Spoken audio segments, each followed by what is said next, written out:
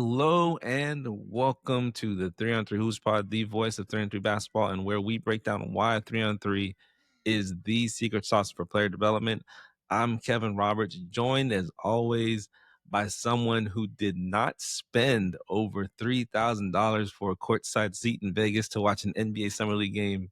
Nope. That's the one and only Coach Jay. What's going on? I'm good, man. I wish I was in Vegas, but yeah, I would have been watching that from outside, just like I did from the comfort of my own home yesterday. Yeah, that would have been that probably would have been like bad basketball IQ. Like spending and basketball IQ is what we're talking about. There. Look, I want to give myself a pat on the back for that segue. That was awesome. So Sometimes you today got to do we're it. today we're talking all about basketball IQ, how to recognize it, how to teach it, and how 3 on 3 basketball can accelerate that or help develop that. Coach, before we get into our list of IQ traits, I got to ask you, in your opinion, what makes a player smart on the court? Is it instincts? Is it coaching?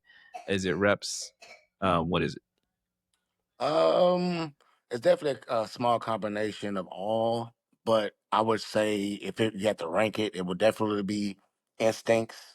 Um, it'll be the reps, and then it'll be the coaching. Um, Most smart players or most high IQ basketball players, when I recognize them, I just recognize them by, being able to anticipate and see things before it happens. And that has a lot to do with instincts and, flow of the game. Yeah, exactly. For me, the one clear indication of a player's IQ for me is how well they understand spacing. Yeah. So like that's one of the first cues for me is how do they see space, or can they recognize what makes good spacing, and what doesn't. So and how they create that spacing. So and I think it'll be good to like we'll define well, as far as these traits go, we'll define it and we'll talk about why it's important and ways to create or develop those traits. So, for you, Coach, what makes good spacing? Well, good spacing is just, as I say when I'm coaching the guys on the floor. We're not playing rugby, right? Rugby, football, everything is all tight. Everything is a scrum. Good spacing is, rule of thumb, especially for what we do. In 5 out, we have two corners, we have two wings, and we have some guy going at the top of the key. That's perfect symmetric. That's perfect symmetry. We got two guys on one side of the floor, two guys on another side of the floor, and we got somebody down the middle. So spacing is just knowing, not to crowd your teammate space, and knowing, what side of the ball to be on when. You never really want, unless you're running a play in this type of limited situation, but you never want really four guys on one side of the floor and then one on the opposite side. That's really not good spacing. You want to typically have, if you're not having two and then one at the top, you have three on one side, two on the other. Yeah, so that's what you're talking about. Also, some people call it court balance, and that's exactly right. Like so I think that there are ways to create that space that you're talking about, and that's more than just kind of spreading out. Like you have to be intentional about it. So, Mhm. for me, like we used to run a 5 out also. So like there are little things that you can do to make sure that there is space. So one of the things I used to always tell the kids, I had like those 5 spots on the court. You have the top of the key, the two wings, and the two corners. But I always tell them to take a step back from the 3 point line, Yeah. and then I'll tell them to take another 2 steps back from the 3 point line. So they're like way off the 3 point line. And we did run read and react. I don't know if you ran that before or heard of it. Yeah. So basically it's just, conceptual offense. And we use that 3 point line as our read line. So this is one of the first things I always teach on how to create spacing. And so like if a defensive player is overly aggressive and crosses that line, that's an automatic cue to cut. So, and that would create the space that you need. So, and it's also, you can also create spacing by putting shooters out there, Yeah. because that, if your shooters on the wings, That they can defender's shoot. gonna stay there. Defenders have to stay there. So, that naturally creates a spacing. So it's just, spacing is everything. It Yeah. creates lanes, it creates options. You have a timing on certain things. So just the space. That's why I think it's like one of the number one things to determine whether or not a player has Somebody a has the good basketball IQ or not. exactly. And That's at least a foundation for it for sure. yeah, and the love it or hate it, the NBA is great today. It's probably Especially. in the best place it's ever been, and I know a lot of people, myself included, we kind of yearn for our youth, our NBA when we were younger, and we missed the '90s basketball, and but to be honest, that wasn't good spacing. It just granted we were kids and those were our superheroes, but Yeah. today's NBA is a clear indication of high level basketball IQ from multiple players on the court, Mhm. and because of the spacing. So and since we're talking about the NBA, coach, when someone says basketball IQ, what are the players that you think about the most from the NBA and today's play? We'll stay with today's players. Today's players, high basketball IQ. Um, besides my boy TJ McConnell, right? Besides my boy TJ, right? I would say Chris Paul Well, is a great. TJ has good basketball IQ, but go ahead. Oh yeah, TJ has great. TJ has great basketball IQ, especially on the defensive end, right? So basketball IQ isn't only for an offensive player; I'm glad you it's said that. good for the defensive. On the defensive side too, right? Like knowing the Mhm. weaknesses of the guy that you're guarding and being able to push him towards those weaknesses and limit his strengths. That's the Yep. signs of a smart defensive player. But as far as the other side, I say Chris Paul. I think he's still current. I don't think he retired yet. No, his But this he actually announced that this is going to be his last year yeah, coming okay. this So that upcoming sounds about season. right. Yeah, that sounds about right. That sounds about right. But great, great high IQ player. Definitely. Uh, can I dare to say the best point guard of the last 15 years? Maybe I don't know. But as far as Oh, I thought you were naming another player. oh no no no You're no no staying no with no no no no Chris no! Paul. I'm Okay, talking okay, no no I'm talking about Chris. okay, I'm talking about Chris for sure. okay. Just as far as being able to pace the game, right? That's a overlooked skill, right? Being able to pace the game, being able to play in space, being able to pass the ball to put the players in the best position to score. Think about Lob City Clippers. How many lobs did DeAndre Jordan and Blake Griffin just throw down? A lot of that was based off of Chris Paul smarts. And Mhm. those guys just knew to be in the right space at the right time, and then they would capitalize with the points. But Chris Paul is definitely the epitome of a high basketball IQ player in the current state of the NBA. Yep, and I thought I knew, and we were gonna kind of go through this before our show, and I was gonna have you name a player, and I was gonna think of a player, but I wanted to see what you say live, and I knew you were gonna say TJ McConnell. But it is interesting, and this kind of brings me to my point. Like when someone mentions basketball IQ, they immediately go to the point guard position. Yeah. And there's why do you think that is? I mean, I have my theory, Uh, but why do you think that is? I mean, because the point guard is the one that has the ball the majority of the time. That's the Yes. maestro. That's the extended. That's the coach on the floor, and they're the ones most of the time that's putting the players in the position where they need to be. He's orchestrating everything. So, Yeah. but they're definitely high IQ basketball players. Oh yeah, the best basketball That player in that the league are right now, Joker. I mean, as an Embiid fan, it's hard for me to say, but he yeah, is definitely, his basketball he's IQ is definitely just high through the level. roof. But it Definitely brings me high to a level. point where, you're talking about someone who handles the ball the most. And so they're getting the most reps in. And this is kind of tying into, our why we find 3-on-3 so valuable is because it gives players, an opportunity to handle the ball over and over and over again and to see those situations. And, and players like uh Jokic, he handles the ball more. You'll see big men handle the ball more now than they used to back in our day, or back in when we used to be in love with the NBA back in the '90s and then like Mhm. late '80s. So you have more big men acting like guards. You're moving more towards positionless basketball, right? So you have players. You have more wing players, and those are the players that excel playing in formats like 3-on-3 and you just get more reps, more you see more situations over and over again, and that's how Yeah. you can help develop your basketball IQ. So I want you to kind of talk about how IQ shows up even in like middle school and AAU settings, because you're in the middle of that right now. You're coaching your AAU team right now, so I know, like, at least for me, when we see players come in for tryouts, like if a player says, if you find out a player is a coach's son, that immediately puts them way up here. Like, you haven't Yeah. seen them Yeah. dribble a basket.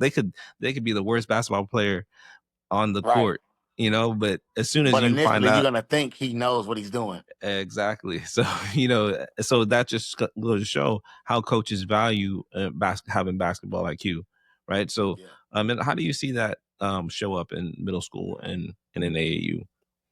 Um, Initially, like how you pointed out at first, just understanding the concept of spacing, right? One thing that I try to teach with spacing is you're not, like you said, you're moving and you're spacing with a purpose and an intent, right?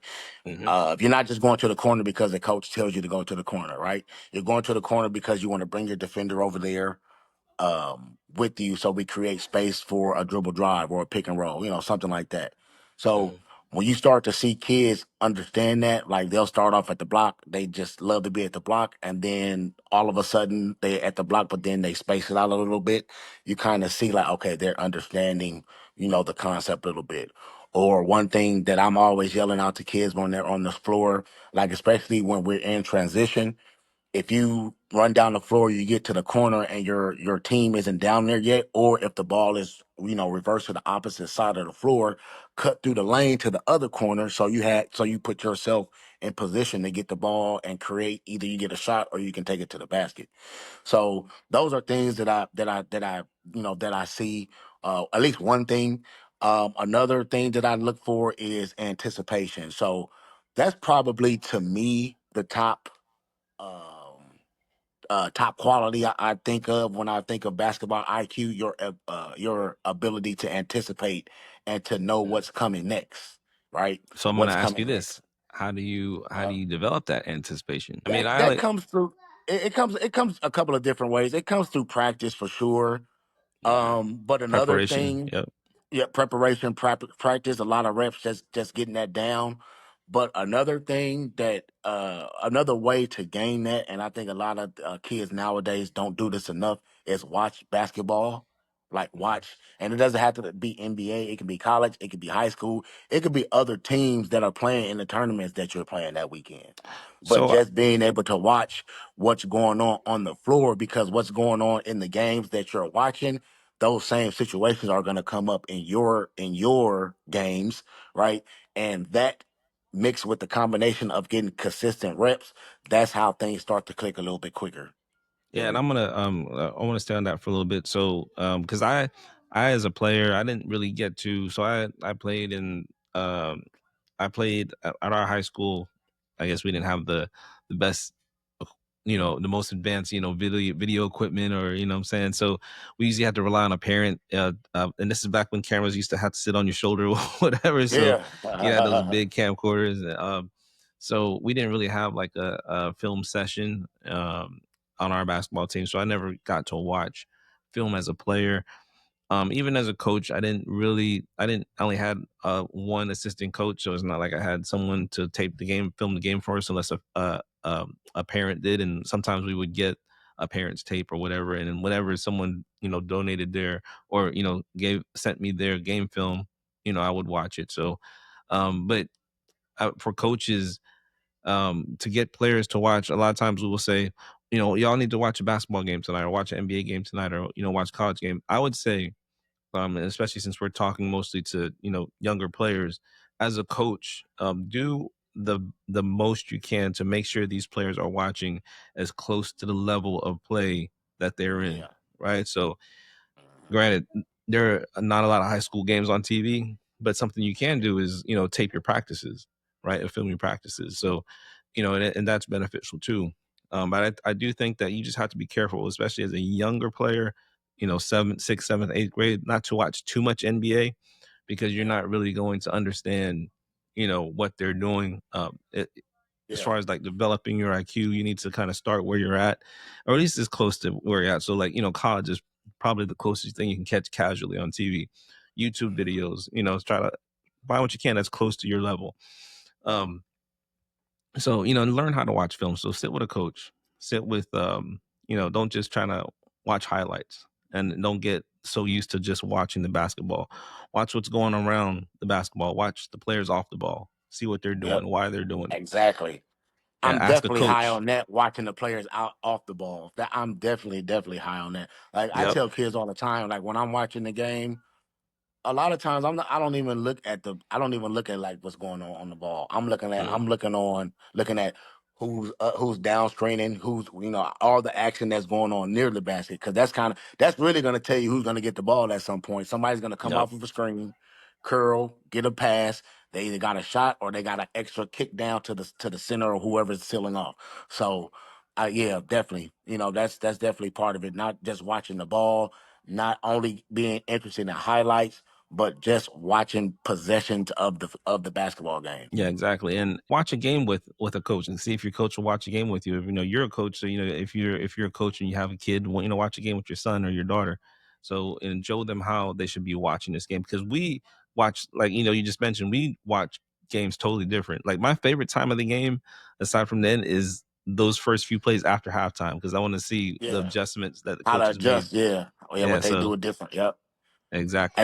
Especially watching college basketball, the the beginning of both halves for me, like I want to see how teams are coming out, like those first handful of possessions on offense and on defense, right? And then, like you said, that second half, what are the adjustments, or are they still doing the same thing, like based off what they Yep. saw, what they did in the first half? So, Yeah. yeah, I rarely watch sports as a fan nowadays. Like I'm Yeah. watching it. I'm watching it trying to one see what, these teams are doing, and then seeing what I can extract from there to apply to my own practices and team play. Like even I really wish I would have watched more film, like or I had the opportunity to watch more film as a player. Even when the years that I coached, and I wish we had more access to game film because just learning your opponent tendencies, that's such a huge advantage. You know what I'm saying? And that's a way to develop your basketball IQ is just knowing your opponent, knowing your teammates. That's why I mentioned earlier about filming your practice. Like you gotta and one way that doesn't really get mentioned a lot on how to develop your basketball IQ is knowing your teammates. Getting to know Yes. what they like to do, when they like to KY cut. KYP. Know your Yeah, personnel. yeah. Yep. Know where they like to catch the basketball. You know what I'm saying? So, and just knowing like, hey, this guy never catches the ball when I Yeah, throw it yeah. to him on a fast break or whatever. You like, Exactly. you're dribbling down, you see him like raise his hand up like he's wide open, like you don't Yeah, I'm never not catch passing it. to you. So You're not gonna catch me. Yeah. so like so just knowing your teammates, but a player likes to shoot on the right side more. So you like if you see him curling around, you know that he's gonna be ready to take that shot. If I pass to him, but like I know a player's gonna cut if I go a certain way. So knowing your teammates, how they like to play basketball, and what they normally like to do, that's a way to increase your basketball IQ. Um, all right. So you talked about anticipation. Is there anything that you do or any drills that you have that help you teach anticipation with your players? Or you said we say preparation is a big way to develop that anticipation. Yeah. What are some drills that or a drill that you like to use to develop any Yeah, I do one. I have anticipation? one drill in particular that I like to teach for anticipation. It's like a back cut drill, where I'll have like a guy on the wing and he'll have like a defender. Um, he'll have a defender on him, and I always, and I teach uh, two things. One, the guy without the ball. If you see the whoever's guarding you and their back is turned to cut to the basket, right? So that's one way to anticipate. And then two, for those guys, those guards that are passing, I have them do that drill to try to fit the ball into a tight spot and to, 1,000, 1,000 ball hit them, we got to lay up. So I like to use that back cut drill, to teach anticipation from ball handler's point of view and the guy that's actually doing the cuts point of view. Yeah, we do a similar drill called the read line drill, and I think I might have a video. I'll throw it on here if I do, but it's actually our pregame drill, and I do this in our 3-on-3. It's a 3-person drill, and it's basically just showing a player when to cut when a defense is being over aggressive, similar to what you do with your back Uh, cut drill. So, and it's a good rotational drill. Everybody gets reps. You get 3 times as many shots as you do rather than just doing like 2-line layups or something like that. So but it's again just teaching anticipation. So I know if a defender is overplaying me, oh, we did this drill, we do this drill every week in practice. Player just steps over that read line, that's automatic basket cut, and sometimes I have players trying to set a defender up, because yeah, your opponents don't know what you're doing every week. So yeah, so that's excellent drill to do to teach anticipation.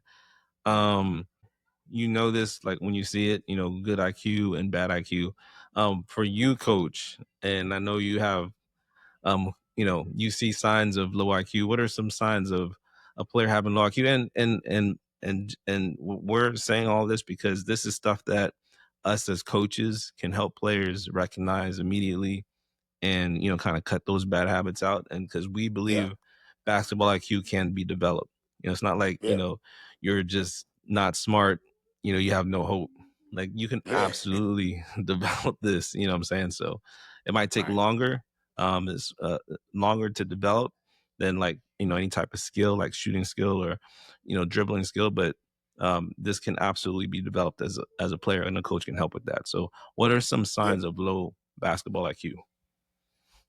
So one, we've talked about this a couple of times this show already, but not understanding space. Like, Mhm. don't get in the way. Like some kids, they move. You know, after you preach moving so much, like they can okay move, move, move. But okay, now you have to move with a purpose. So when we say move, we're moving in sequence. We're moving in order. Like it's not just run to the middle of the paint and just stand there, right? Mhm. Expecting the ball to come to you. It's the exact opposite. Probably the ball is probably not going to come to you now because you moved out of a spot that we needed you in order for the ball to swing around to you. So that's one thing. And the second thing, um, well, these are like my two biggest pet peeves actually. So that's kind of what I'm going off of. So that's one is not understanding space, and two is when a player gets the ball and the first thing they do is dribble with a beeline trying to go to the basket to score, right? Mm, Like they don't understand, like, all right, just catch it, survey the floor first, make your reads. Because yeah. a dribble might not be the proper play, right? Mhm. So that's one thing that I kind of see frequently, not only on the youth level, but even kind of on the high school level also, Oh, yeah. is just getting the ball and the very first thing that comes to your mind is putting Dribble. it on the ground, full steam ahead, going to the basket. Those are That those was are two signs to me of low basketball IQ. that was the birth of my no dribble rule in practice. So I just get tired of it. I was like, y'all, when a dribble, I let them do sprints. We do sprints with handling the ball. So like I have them sprint down the court with gut drills we used to do, but with a basketball. Yeah, So but yeah, so that actually kind of ties into like one of my pet peeves, and it's similar, and that's being a ball stopper. So like yeah, if we're moving the basketball on offense and the ball is moving, the ball is popping, and all of a sudden gets to one player and he just stops and like goes into Carmelo Anthony mode and and or trying James to Harden.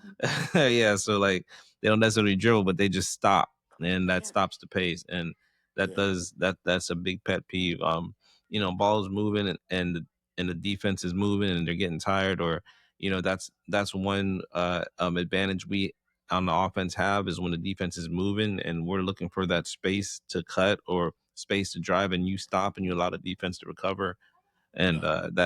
that's a sign of low basketball IQ. Another sign of low basketball IQ is another pet peeve of mine, and I'm sure of yours. You may have just not thought about it. Is leaving a shooter wide open, knowing who the shooters are on the court. Especially on So the high school level. Especially on the look, high school level. Well, I'm gonna especially even on the take high it. school level. I'm Like, gonna take it Lord, even further back. At the middle school level, it's even more annoying because on the middle school level, you have less shooters. So you have like maybe yeah, high school you have more shooters on the court. So yeah, sometimes you just leave a guy wide open because it was like more yeah, shooters on the I court. can see that. But in middle school, there's literally one guy who Just like there's usually one, like just like one. Yeah, one yeah, yeah. superstar. Yeah, yeah. And that's the guy you're gonna leave open. So not knowing, and even if you don't, granted, like a lot of middle school players, some of the coaches that are listening are middle school coaches and they don't have game film but and if you're really paying attention to the game, you know who the shooters are almost immediately. And either from Immediately. warm ups or from, the first few possessions. Like if a guy hits Yeah, three threes in your, in a row, um, man. they My better rule not is be. two. My rule is two. Oh, he made two threes. Oh, that means he can shoot Yeah, that. All right, we so got to get up on him a little bit a tighter. sign of low IQ is not paying attention. Not paying attention Yeah, to the game. And we didn't yeah, mention this yet. And this is common sense stuff, but you'd be surprised how many players just don't know, game time and situation. And I'm gonna insert the J.R. Smith video right here in this spot. yeah. So yeah, just not knowing the game time and situation because you'd be surprised like how many players Yeah, aren't that's a really big paying attention. pet peeve of mine too. That's a Yeah, big pet so peeve of mine too. and like sometimes and it could happen to like a star player who's in the game and then comes out for a rest or in foul trouble or whatever, and then they go back in. They Like we have got 5 seconds left. You ask him to come out yeah, now? yeah, well, not just that, like they don't know what's going on. You know what I'm saying? Like Yeah, if you tell this is more for the higher levels, but like you tell a player to go get so and so, and they don't tell you who they got. If they're playing man to man defense or what spot they were in, there's no communication there. That's yeah, that's low IQ. So don't just be so concerned about your bag, your skills or, whatever you practice on by yourself. You're worried about your shot and that's all you're worried about. Like, know what's going on in the game, know the story of the game. You know what I'm saying? And yeah, this is why, as we mentioned earlier in the show, how most of these players that we're talking about are point guards because they're extensions of the coaches on the court. yeah, Speaking of which, this actually, I don't know why I just thought about this. I remember watching this podcast, JJ Redick's old podcast, not the one with LeBron, the older one, Old Man in the Three, I think that's what it's called. And he had Rajon yeah. Rondo. Do you remember seeing this one? No. Rajon But Rondo. that When was you talk another about, guy I was thinking about earlier about high I was IQ gonna was on him. say, you want to know how insanely high. So in this interview, he said he never paid attention to the players on the court. He never paid attention to the opposing player. If he's walking the ball up the court, he never paid attention to what defense they're running, or even Yeah, when a player was coming at him if he was on defense, he barely looked at the player. He's always looking at the coach and listening to what the coach says because he's the one calling out the plays. He's the one yeah, telling him what to do. That's where all adjustments come from. So all his attention's on the opposing coach, and I just thought that yeah, was like, that's something that's yeah. never really taught. Like, See, man, and this guy, you never would have even. Yeah, right. this guy's That is smart. high level. Now that is so okay. Now that is one thing too that and it gets lost upon guys at this level and stuff like that. Even like high school. But I do try to tell them like, hey, uh, when you hear the coach say Texas, that means here comes the screen. Yeah, Like, yeah, yeah, you got, yeah, what I'm yeah, saying? You gotta, that's part exactly. of it too. And that's part of Yeah. and I know, we're gonna touch on the high signs, the high signs or signs of a high IQ, Well, but that's one, let's go just there being right able now. to, Go ahead okay, and bring well, it up. there it What are the is. signs of high IQ? Right. That's one right there. Just being able to understand and have the awareness of what's actually going on in real time. Mm-hmm. Going back to it again. If you hear, like, you're in a game, right? And I know you heard them say UCLA 6 times or, or something like so something should click in your head like, okay, when they say this, okay, what are they doing? And I am really big on this when I'm doing like high school varsity because I'm on the bench in the assistant role and the guys are sitting right there to me. So I'm really like walking them through it and coaching them through it. Like, hey, when they say this, watch these two guys come up for a screen Mm-hmm. and these guys slip to the basket for an attempt to get a pass for a layup. Sure enough, when you hear it, there it is, screen, slip, pass, layup. Mm-hmm. And in my mind, I'm like, all right, the guys on the floor, why aren't y'all picking up on that? Or Mm-hmm. If they haven't picked up on it the first couple of times, now that third time, like, okay, never mind. Let me just sit back because these guys are going to screen. I want to be able to cut this pass off. So when I see that in real time happen, like, okay, that's signs of of one, somebody that's learning, and two, signs of somebody that has an IQ that's rising or is real high. And then another big sign of a high IQ basketball player to me is someone that is a good passer. Going back to Rajon Rondo, I saw an insane stat. It was like a meme or something somewhere where he had like 24 assists. Mm. So if I see something What? like that, Hold on. Why isn't that he coaching? Seriously, no, like I mean, he, I he think coach he'd be a he great has a coach. he has an AAU team. Oh yeah, I mean, I like just thought he should I just he should be found like out a that there was a college coach right Rajon now. Rondo Jr. Oh I yeah, just no, found that out. I saw the highlights. He plays just Yeah, like his dad. Almost looks like him. Yeah, yeah, yeah. yeah. So, things like that, like someone that's a good passer, and by a good passer, I don't mean like a fancy behind the back wraparound pass. I mean, once again, here's this word: you're passing with intent.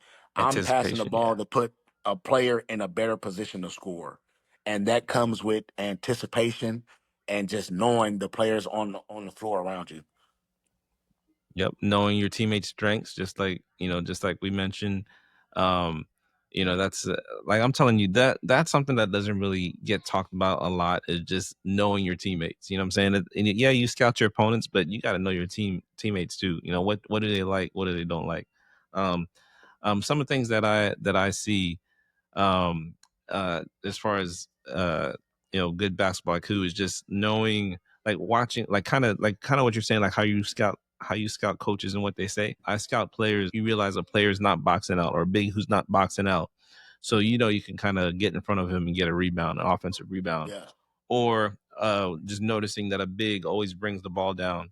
When he grabs a yeah, rebound, he doesn't keep it up, he'll bring it down. I myself got a lot of steals, because of bigs because you see the bringing the big ball dudes put down. the ball down. Yeah, yeah. So yeah, that's again, that's just being in the game, and that this is stuff you can see, stuff you can develop the more you play, and just knowing, what are the normal tendencies of a basketball player, what are the normal tendencies of a big who doesn't really handle the ball a lot, what are the normal tendencies of someone who likes to play out on the wing, because you have certain type of players and they kind of fall into certain type of molds, Mhm. so you can kind of anticipate what they do generally, and then when you play them, you kind of confirm, whether or not those tendencies are true.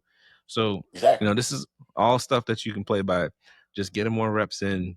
The more you play, the more you learn about yourself, the more you learn about your teammates, the more you just learn about basketball. And just trying new things. Make more mistakes. The more mistakes you make, the more you learn. So Yep. True. That is all true. That is all true. well, before I forget, I want to mention, if you like this conversation, or if you think differently about how you develop players, subscribe to the 3 on 3 Hoops Nation newsletter at 3on3hoopsnation.com. That's where we're building a growing community of coaches, players, and parents, and just people who believe that 3 on 3 basketball is the secret sauce for player development. So this is the movement around smart basketball, and this is a reason. This is a good opportunity just to share your thoughts or share your ideas and get some ideas from us, articles, practice plans. So make sure you go over to 3on3hoopsnation.com, sign up for the newsletter. You can leave a message on there. Also, leave us a voicemail, and that'll be featured on the podcast. So definitely try to do that. Become part of the nation. Nation of domination. Nation. All right. So one more thing I want to ask you, Coach, is how do you use 3 on 3 to improve some of the stuff that we talked about, for team IQ, chemistry. Uh, Decision making drills. Mhm. Decision making drills. I like to run. One of my favorite drills to do is have a the screen and roll with the kick guy in the corner. You know, have the ball handler come off the screen and you got to reach your defenders. You either got to pass to your screen guy. If you get all the way to the basket, you can get all the way to the basket. Or if that corner defender collapses on you, you got that kick. So that's my favorite one that I run. and that's that's what we kind of drill into our players. As far as decision making goes, reading defenders, making the proper reads, putting the ball into the basket. No, that's good. One thing that I'll say that I'll always think this is that 3-on-3 will do better than 5-on-5 is just getting more people involved, and it also creates the most I guess the game intensity that's created in a 3-on-3 game. You can create so many situations in that more than you can in 5-on-5, where all players are feeling that intensity. You know what I'm saying? So, and the more reps you can get in with 3-on-3, the more situations you can get yourself into, the more you can kind of test things out and see what a player's tendencies are. The more that will develop your basketball IQ. So, smart, when we're coaching, we're not just teaching them plays. I do, like, when I was coaching, I did a lot more conceptual offenses. So I kind of, it's not free flowing, but I tell them the spots and what to look for if a player does this, and what happens if a player does that, and try to set them up for certain type of action. So when a player understands, when they're not just memorizing plays, and you start to understand the game, us as coaches, we got to point out why certain things are happening on the court, and then how we can make those things happen on the court. So Yeah, you watch, just watching a Denver Nuggets game, just watch Joker, how he is moving people with his facial expressions, basically. You know yeah, what I'm saying? So that's the player you brought up earlier, Chris Paul, like he does the same thing. Like he'll make a player go that way just by looking that way. He'll make a yeah. defender move wherever he wants. And that's a sign of basketball IQ. Another thing we barely even touched on, but this could be a whole nother show we can bring back later. You kind of mentioned it, but we didn't really dive into it, was defensive IQ. You know what I'm saying? Because Mhm. that's a thing also. So That's very big. Defensive IQ is a whole different thing because defense is all focus and effort. It's yep. all focus and effort. If you have an instant of a lack of focus, layup going back on offense. Yeah, and so, and that's another thing that 3-on-3 basketball can really help you uncover. So to me, there's no better classroom than 3-on-3. There's just another way to develop this basketball IQ. There are a lot of things, like we talked about in our last show, that 5-on-5 does teach better.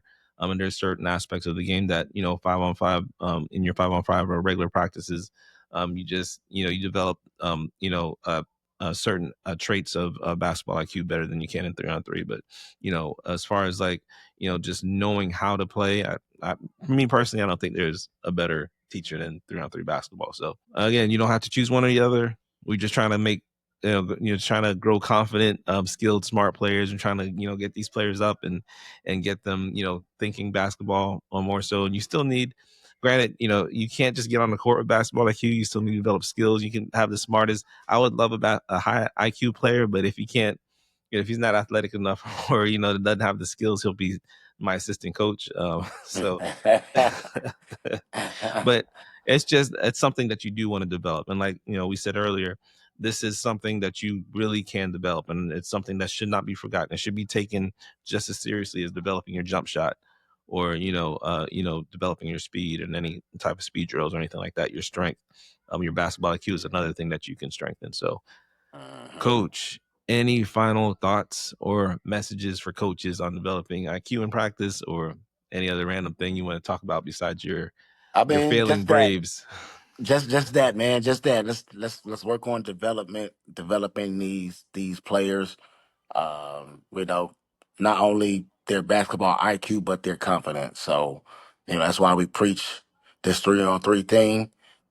We are true advocates of basketball player development. We don't just say it because it sounds good, like some programs out there. You called somebody out. Sound like sort of coming at somebody. Coach coming with the violence. All right. Thanks for tapping in the 3-on-3 Hoops Pod. Just make sure you guys check out 3on3hoopsnation.com. Send us a message or even drop us a voicemail, and we'll feature it on a future episode.